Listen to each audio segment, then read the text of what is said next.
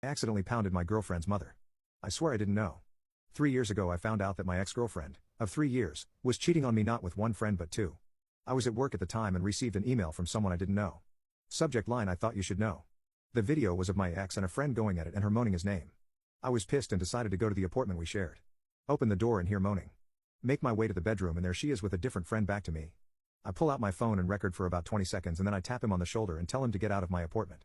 He screams in a high-pitched manner and scrambles to his clothes then leaves. She at this point is crying and going through the cheater's anthem. It's not what it looks like. I love you, don't leave me, you get the idea. I tell her to get out after she keeps trying to explain. I'm calm and slowly getting her to the door.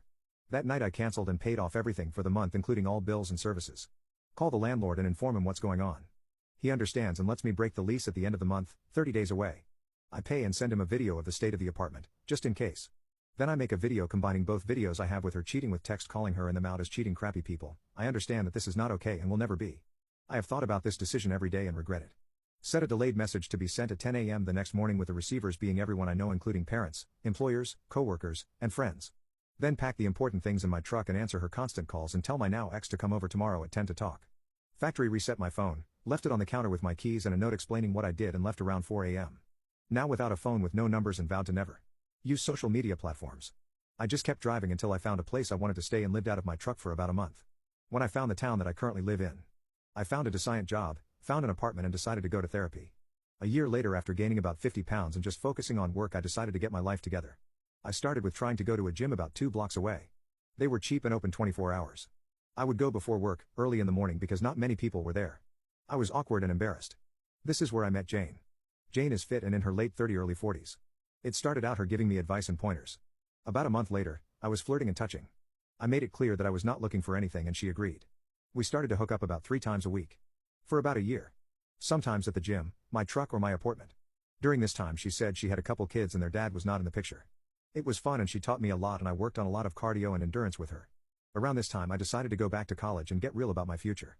Told Jane that I would not be going to the gym that early anymore due to classes and my job. She understood and wished me luck. Early on in one of my classes I got paired with a cute girl named Jasmine, 20. Jasmine and I started working on a project and got close. We shared a bunch of interests and hobbies. While spending time studying and doing school work. We went to local cafes, libraries and sometimes my apartment for this work. One day I missed class and she came to my apartment to see if I was okay. I did not give out my number at this time, mainly communicated through school email. I just had a cold and was nervous with this virus running around. She had brought some food and a home test for said virus, negative. We spent the rest of the evening watching shows. This continued through the weekend when I was feeling better. One thing led to another and we started kissing. At this point I really liked her. I stopped her and told her part of my history, that I have trust issues and commitment issues. Then I told her I want to go slow. She agreed and we continued going slowly for about a month. After that month things heated up. That was 2 months ago and now we are officially dating. Some things about Jasmine.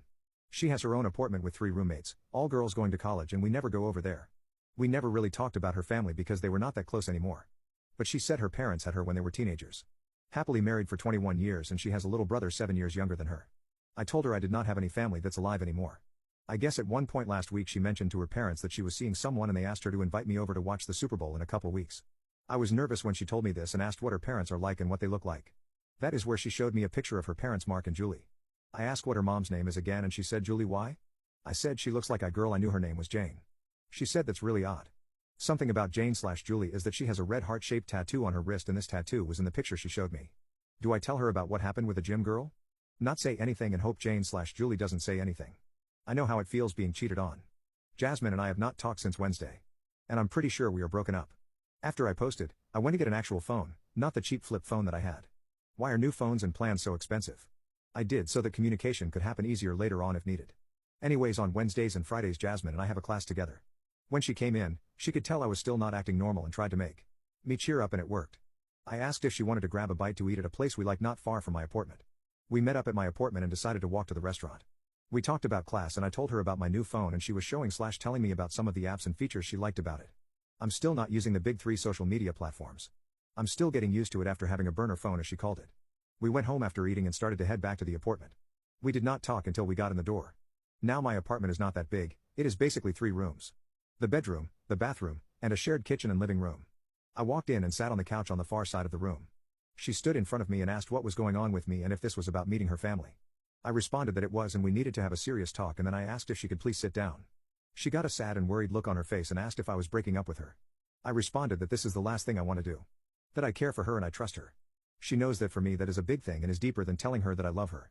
I asked her if she could answer a few questions honestly and please wait until after to ask questions back. She agreed. The first question was if I could see the picture of her parents again. She showed me.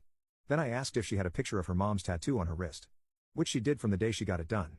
My heart dropped at this point. Heart-shaped tattoo with the same details in writing.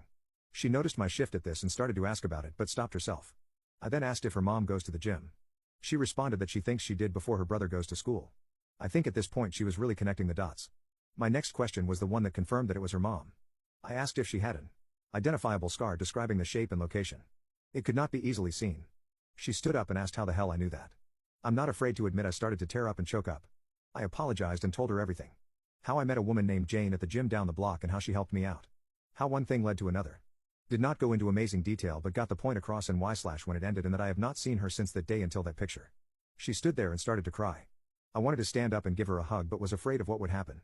I tried to explain that it was nothing serious. We would just meet at the gym. No calls or text or emails. Then told her what little I know about Jane/Julie via what she told me. That she has 2 kids and her husband/father was not in the picture and small other details. Including that I had no idea about her being currently married or the ages/genders of her kids. This is when my girlfriend, I don't know what else to call her, asked about when it started and ended. I think this was to get a more accurate timeline of events. Then she said that she needed time to think it over and ask questions. I asked if I could give her a hug and walk her to her car. She agreed and that was the second to last time I saw her. When Friday's class came around she walked in not looking like her normal self. I stood up, made eye contact and she shook her head and walked to the other side of the room. Not going to lie, that look broke me. I went through the motions of class and as soon as time was up she left the room in a hurry. I talked to my professor and asked if I could finish the semester at home instead of in class. I didn't want to cause her any more problems. I made the excuse of my job sending me somewhere for an unknown amount of time and we ended up with an agreement. I am currently sitting in my apartment and trying everything in my power to not call or text her.